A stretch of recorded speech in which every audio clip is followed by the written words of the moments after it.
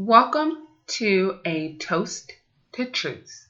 This is where I share the mental, financial, and emotional frustrations of being an entrepreneur. This is season 9. Oh my God. Cannot believe it, but this is season 9. And in this particular season, we are going to talk about the real struggles of entrepreneurship. So this is season 9, episode 1. I'm so excited, guys. I have 50 episodes from the first 8 seasons. Please check them out.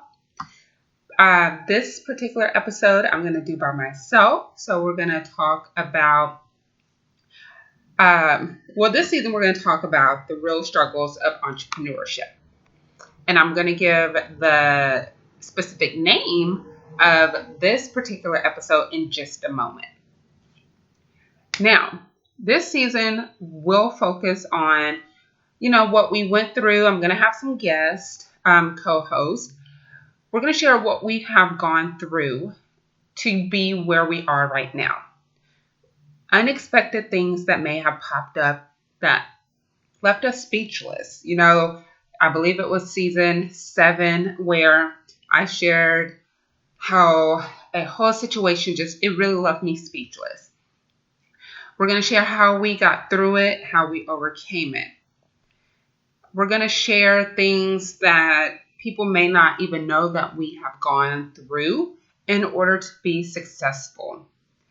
I don't embarrass that easily because I'm the type of person who walks in the glass doors, okay? So I don't embarrass that easy, but there may be some stories that you may find embarrassing if you were in my particular situation.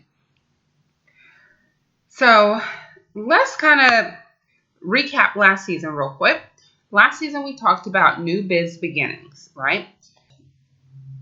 But some people don't realize that you get new beginnings when you acknowledge and when you accept the struggles that you have gone through in order to get to that new current situation that you are in. This season, I want to dive into some real struggles of entrepreneurship that myself and my guest co-host, have gone through, how we got past them. Now, these aren't stories that you would probably hear on a regular, daily, consistent basis. These are usually stories you hear when people have made it. When people have reached the pinnacle of success in their mind, when they have reached their definition of success. This is when people start sharing those stories that they felt were embarrassing or they felt ashamed of. Now, this season, I'm going to have guest co-hosts who are also part of the Get Me Paid Influencer Bootcamp. That's right. I am hosting another blog conference. I haven't hosted a solo blog conference in about 5 years, so I'm excited about this. It's going to be in Houston, Texas, Tuesday, September 17th, celebrating my 8-year blog-iversary of blogging professionally and being paid since 2011. Now, this episode 1 of season 9, can y'all believe it? Season 9. We're going to talk about the secret shame of not being successful. This week's question is, what do you have to be ashamed of?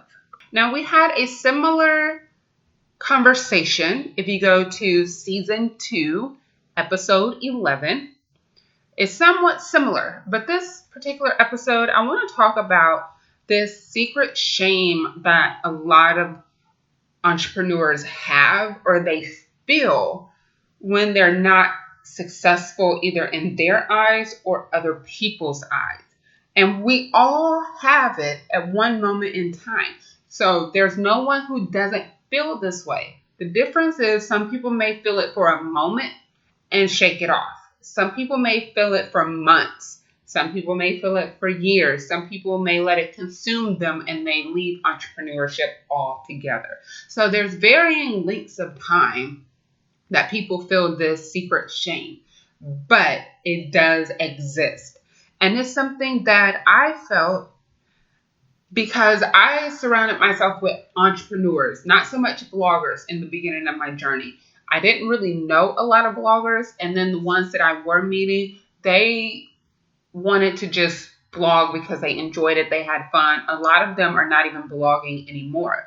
And so for me, I knew in 2011, when I started Women Are Game Changers, I was going to monetize that blog. I had no idea how I was going to do it. I didn't know what I was going to do, but I knew I was going to monetize it.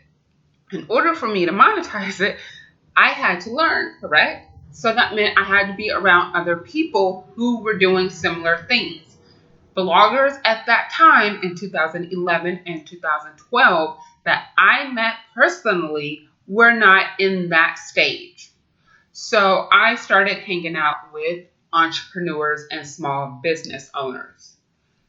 And I felt ashamed because they were closing these big deals and they were doing all these wonderful things. And I'm just like, oh, I got a client, but I'm only making $250 a month from this one client. Or I, landed a post and I got $50 for it.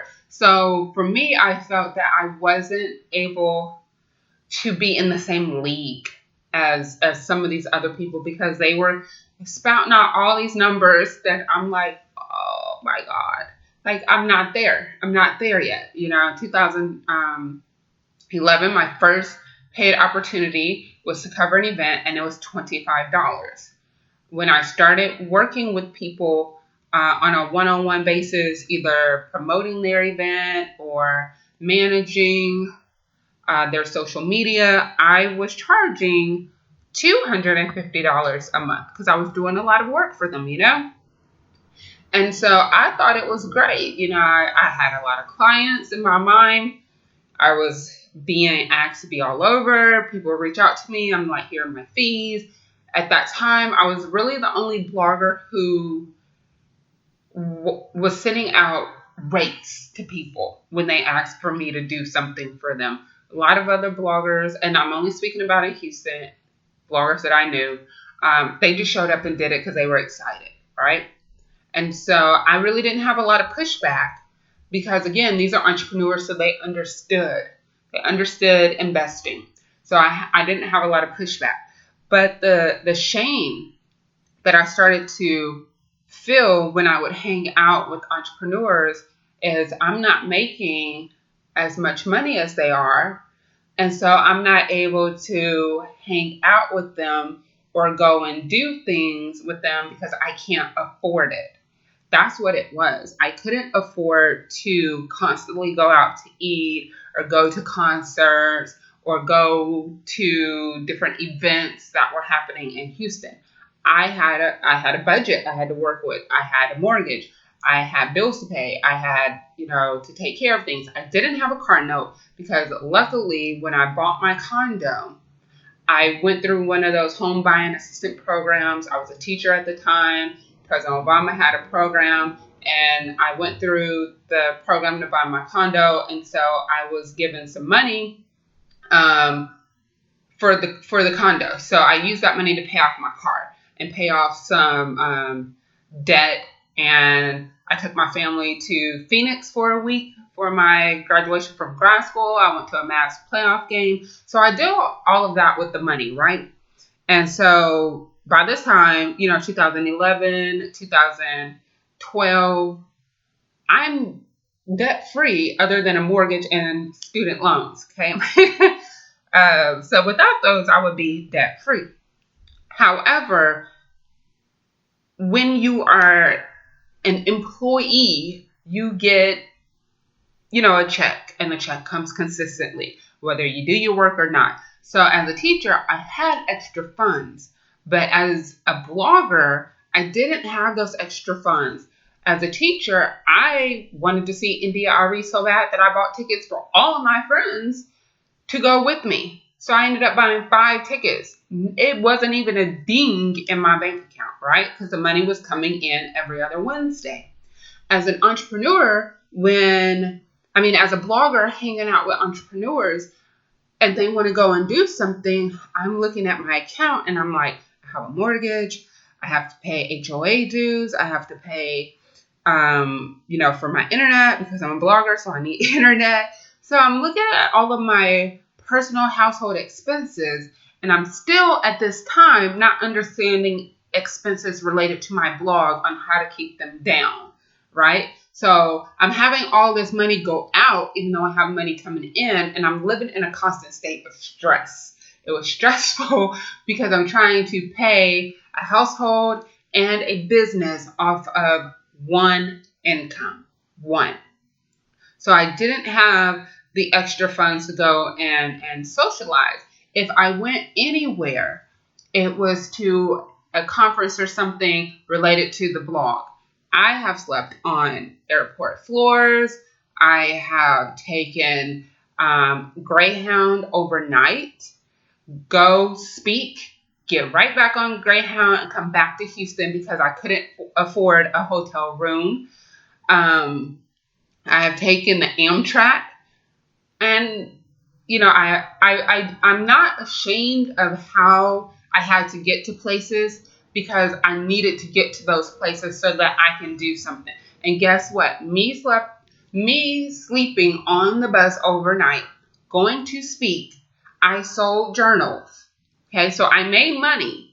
I got in an Uber, got right back to the bus station, and came right back to Houston.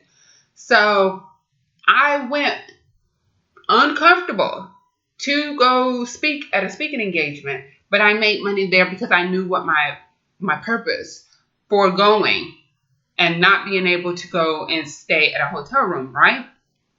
So I'm sharing this because some people would be ashamed or embarrassed to say that they slept on a bus overnight to go speak, or they slept on the airport floor because they couldn't afford a hotel room.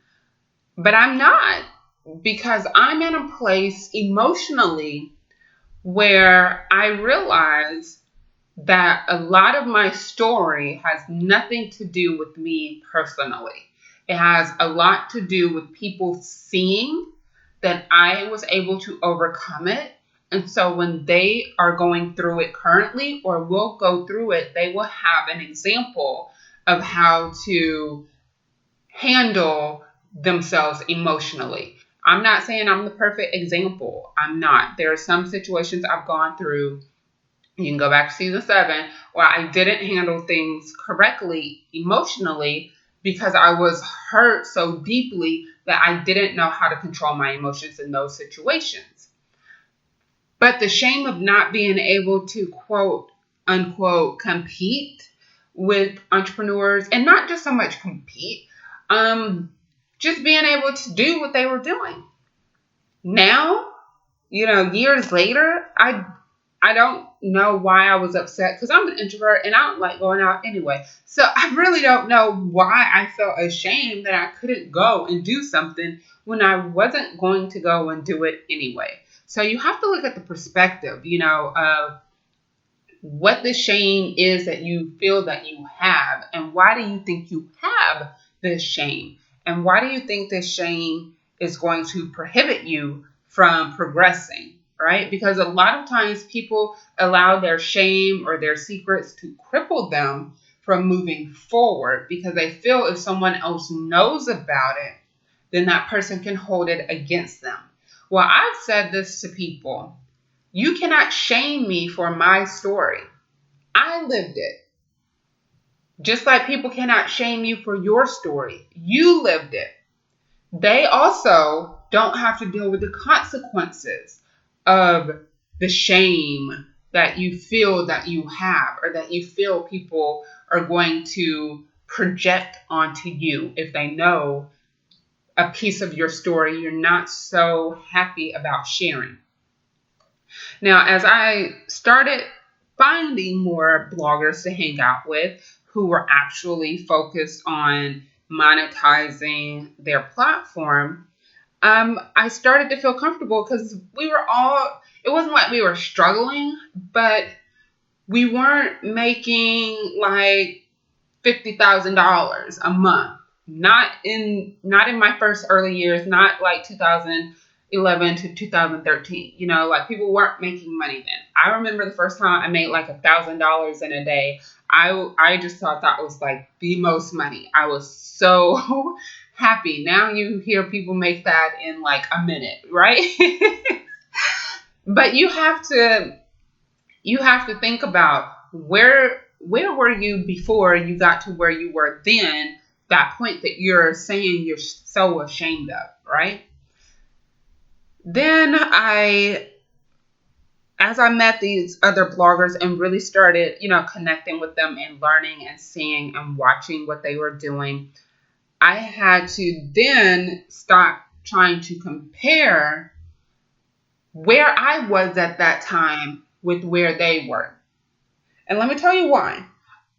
There are some bloggers who were attorneys before. So they immediately understood contracts and all kind of things. So they knew how to negotiate in situations where it was more to their advantage. There were other bloggers who came from the tech space. So they really understood SEO, which I still to this day struggle with, okay? They understand SEO. They understood, creating a very catching design, but also making sure that it was functioning behind the scenes. They understood all of that. So a lot of bloggers that I knew, and I still know, I'm still connected to them, but what I'm saying is they had skills that were easily transferable to being a blogger. I was coming from an education background. And unfortunately, the school I taught at did not have a lot of technology. And then the following schools I taught at for adult education did not have the technology necessary.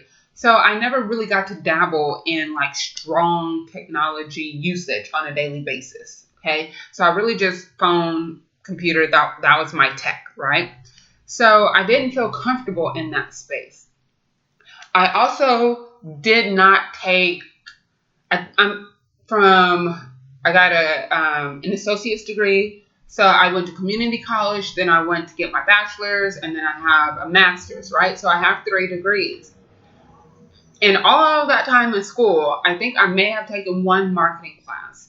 And I can't remember if I did or if I didn't. I probably should get my transcripts to know what classes I have taken. Anyway,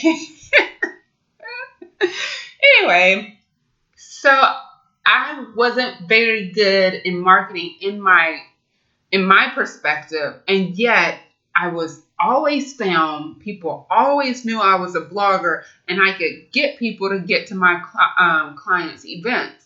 But I still didn't feel comfortable and confident as a marketer, so I never gave myself that title in the early stages of my blogging career, right?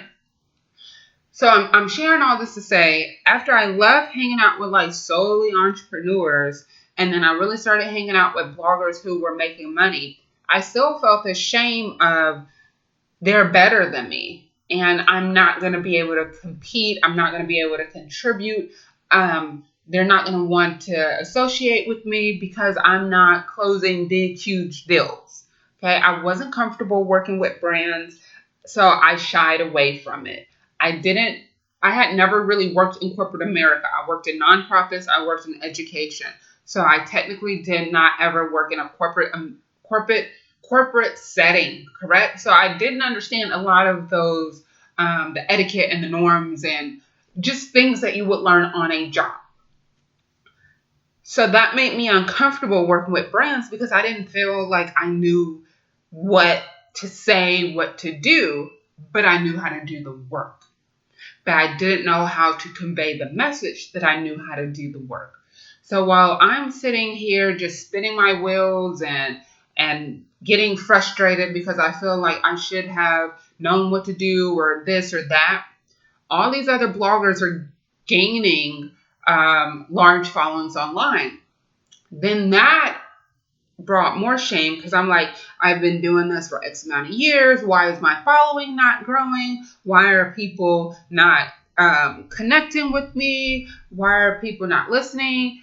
And so then I started getting more frustrated and more annoyed. And then things in my personal life were just going haywire. I sunk into depression. So all of this is going on at the same time, right? So all of this is about 2000, probably late 2014, early 2015, where everything kind of just crashed. I have a lot of crashes in my life, y'all.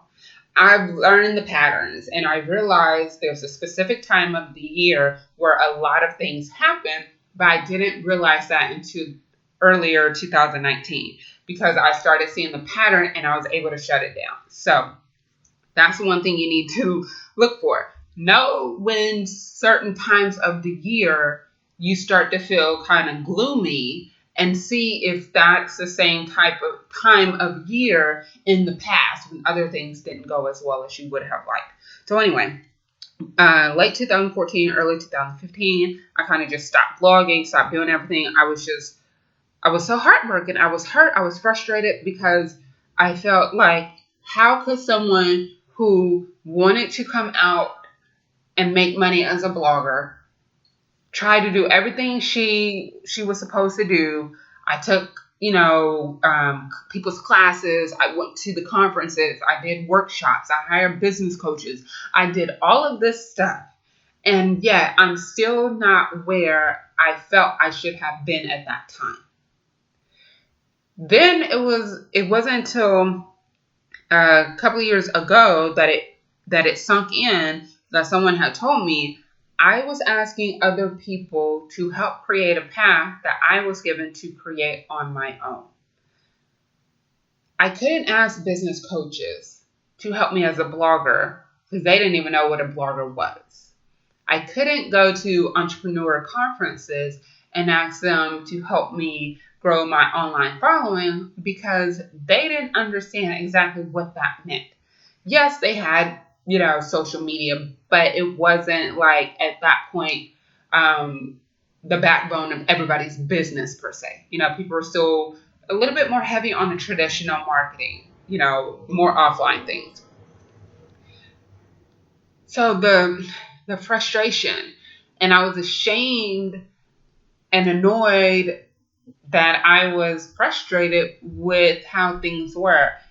And I also felt that I was sabotaging myself because when people would give me advice, I would get, what is the word? I would get, I can't think of the word, but I felt they didn't know what they were talking about, right? Like they were giving me words of wisdom, and I took it as, well, you're not a blogger. You don't understand. You're just telling me to do this. And so I wouldn't listen.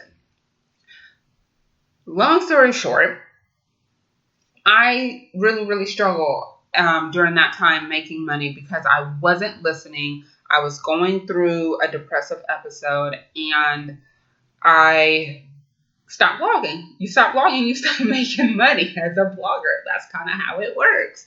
So I'm just like, okay, I took some time. Then I started the blog association. And I put all my time and energy and effort into that. And I really put myself on the back burner.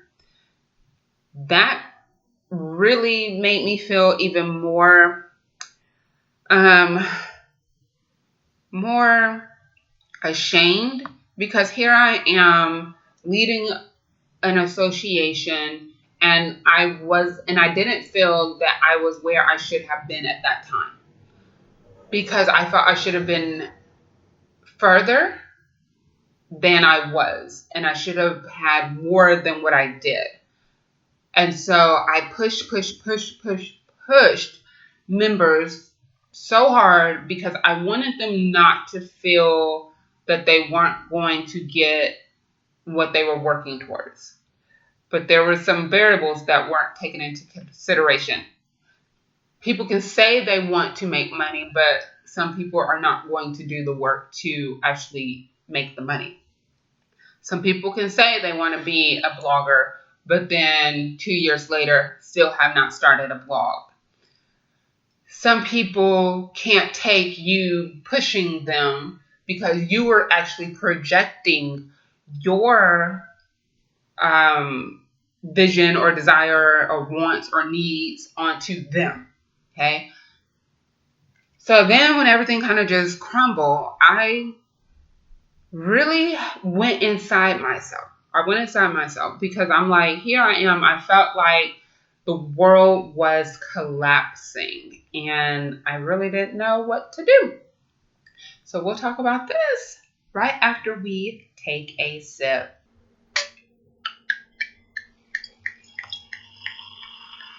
Houston Catering Concepts is a full-service catering company located at 219 Westheimer in Houston, Texas. They are looking forward to catering your next event or family celebration.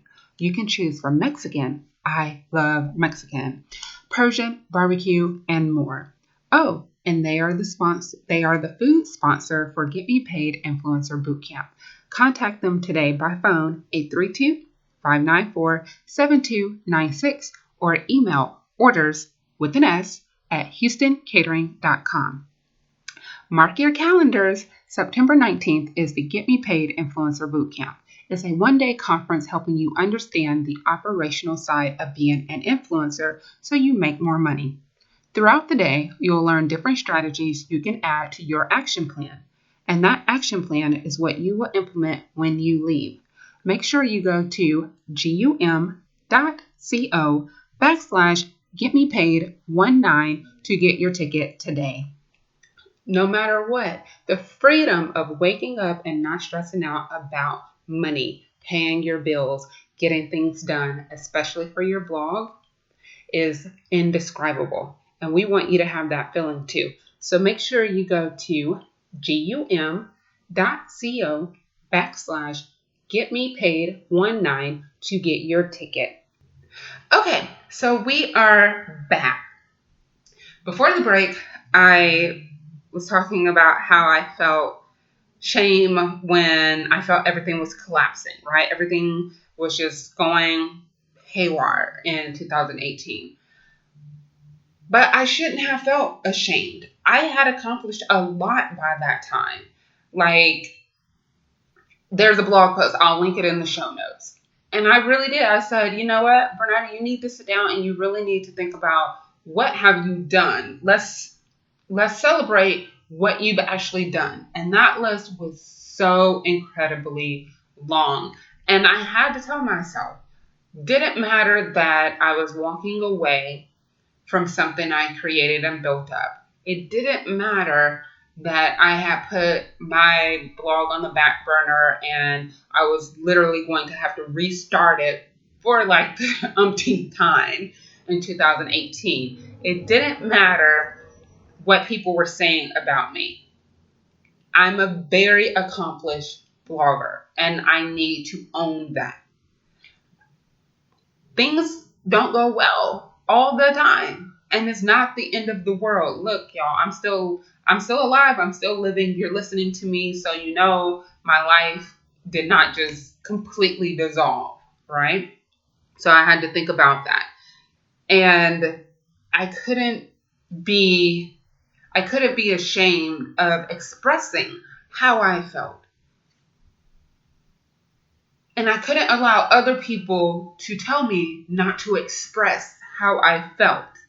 Now, could I have done things differently? I could have. Do I wish I could go back and change things? Absolutely not. I am very okay with how things have turned out because I am in such a healthier place mentally and emotionally and financially and physically. Like, I used to have stomach problems all the time where I was so anxious that I couldn't sleep at night because I felt like I was constantly going to have to throw up. I know that's TMI, right? TMI. But that is the truth. I was so anxious. I was so frustrated. My nerves were so bad. And I can sleep through the night now. Like, if you have trouble sleeping and then all of a sudden you start being able to sleep through the night, it's a totally different level of comfort and peace that you wake up in, Okay. So now I'm to the point where all of that stuff were life lessons, all of those. And then I realized, like I said earlier, it wasn't even about me. I had to go through it so other people can see that it is not going to kill you in the end. Like, it's not the end of your life. It's not the end of the world. And no matter how you may see it, everything doesn't continue forever. Some things are not going to continue. And like, I was listening to a sermon, and the pastor was saying that some things we are meant to start, but not finish. And I've heard it before, but it didn't click till I heard the pastor say it, because I'm a person who likes to finish what I start, because I feel that if you say you're going to do something, you see it all the way through, because that is honoring your word. However, as I've gotten closer as far as being able to speak and discern God's voice in my life, I realized that I am a foundation layer. I can build a strong foundation. It's up to the next person to build upon that foundation. Everyone can't do it.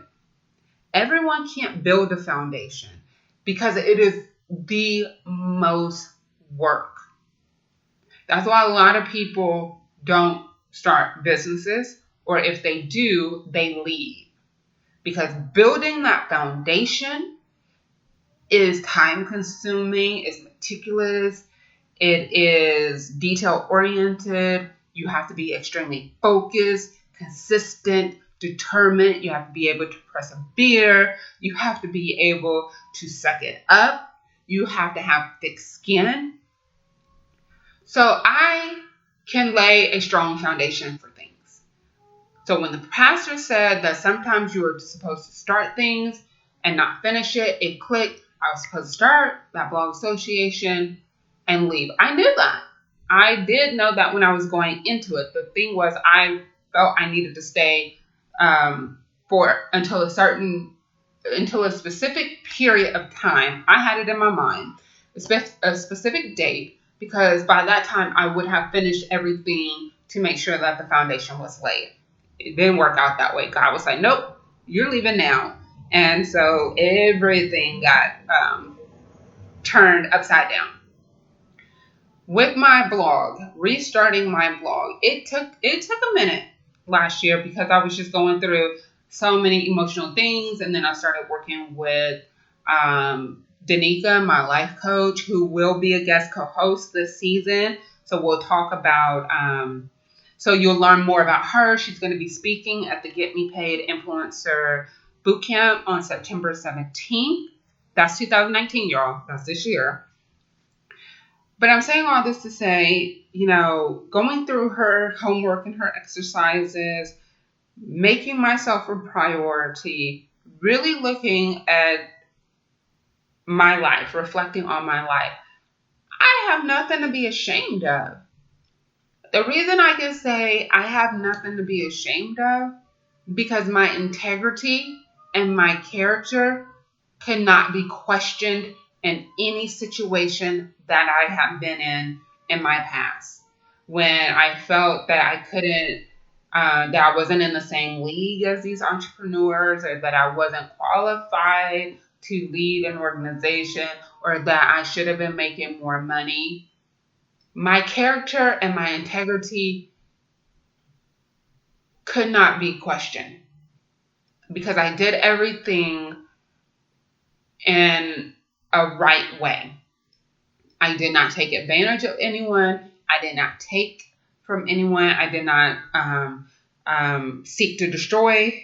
So looking back, as long as your character and your integrity are unquestionable, as long as you have that, there's no reason to be ashamed of the situation. We all have choices to make in life, and we never know what choice we're going to make, how we're going to handle something, until we're actually in the situation ourselves. So now, am I ashamed? Am I, like I said, no, I'm not ashamed. I feel great. My blog is doing well. It's not like there hasn't been bumps and bruises along the way. It's not like I haven't had some life lessons and business lessons happen in 2019. I have. You got to stay tuned to the blog to get those lessons because I have. The reason I can walk around with my head held high is because my integrity and my character have always been something that I can say I am proud of. And because I can say I'm proud of those two characteristics of who I am as a person, nothing I've done can cause me shame. Me looking back on things, I should not have been ashamed of myself. And moving forward, I know I am where I am, not because that's where I'm supposed to be. See, y'all thought I was going to say that. I am where I am because of where I allowed myself to go. So what's the difference, right? You're probably asking, well, what's the difference? We may have been born to be at a certain stage in life by a certain time, correct? But our self-sabotage, our doubt, our lack of confidence, our frustrations, our annoyance, our distractions, our obstacles, all these things could prohibit us from getting there sooner. So we are where we have allowed ourselves to be. If you felt you should have a 7-figure business, but you watch 12 hours of Netflix today, 7 days a week, boo, you ain't gonna be where you're supposed to be when you think you're supposed to be there. Instead of watching Netflix, you should probably be doing 12 hours of something that's going to move your business to that 7-figure mark. If you feel that you should have X amount of clients, but you don't pitch and you don't reach out to anybody, then you're not going to have X amount of clients. So if you're frustrated because you only have one client, that's where you allowed yourself to be.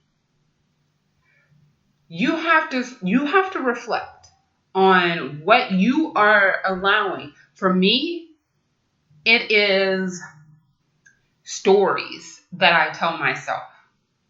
According to someone, I tell stories. I play a whole story scenario. I create the solution, everything in my head before I approach someone, so the other person is never prepared for when I come for them. I'm like, I'm not going to question that. I'm not going to argue with that either. However, you didn't have to say it to me like that. But that is something that I do. And Danica recommended that I read The 4 Agreements by, what's his name? I don't remember his name. But the book, The 4 Agreements. And the second one, the second agreement is taking things personally. And I'm like, I do. Ain't gonna lie. I take things personally because I put everything into what it is I do. And oh my God, this neighbor is really getting on my nerves, y'all. He won't stop playing his trumpet. And he only knows 3 songs. It's a grown man. And 3 songs with your trumpet. But anyway, let's continue. But I take everything personally because I put everything. I'm just not there logically or mentally. I put my heart, my soul, my being, my everything into anything that I'm committing myself to. I do that because I feel like I need to be wholly there. WHOLE. I need to be whole while I'm there doing whatever I have committed myself to. I can't half do it. If I feel I'm going to half do it, I'm going to say no. Remember, I don't have a problem telling people no. But if I say I'm going to do this or I commit myself to doing this, I'm putting everything I have into it. And so I expect it back, and I take it personal when people don't give as much as I give. So that was something that, I learned reading the 4 agreements, that I can't do that. If I'm going to give everything to a project or to working with the client, that is my personal choice. And I cannot expect my personal choice to also be someone else's personal choice. So, and no, I don't feel shame that I have done that in the past. I don't. I realize that everyone's going to have their own choices to make, and we should accept the choices that they make. So we're going to get ready to wrap up episode 1. Y'all, I'm really, I can't believe this is like episode 51. Anyway, let's get ready for our final toast. So the final toast for this episode that I want to share with you is, you can't allow shame to stop you from reaching your level of success. You can't allow what you feel as shame to sink into your psyche, because that's when you're going to have a lot of negative self-talk. And when you allow that negative self-talk to take root, it starts to manifest. And then that's when you start seeing things and you're like, oh man, nothing's going right. It's because you have negativity running through your body and through your mind. And so all you're seeing is negative. It could be the opportunity to transform your life and your business right in front of you. But if you have allowed shame to take root into your being, you may not see that opportunity, because you are only seeing the negativity that has grown and taken root from the shame that you have allowed in. Again, everybody has shame, but it's how long you're going to allow that shame to live in your life. And you shouldn't let the shame live in your life. So that's my final toast. This has been a toast to truth with me, Vernetta.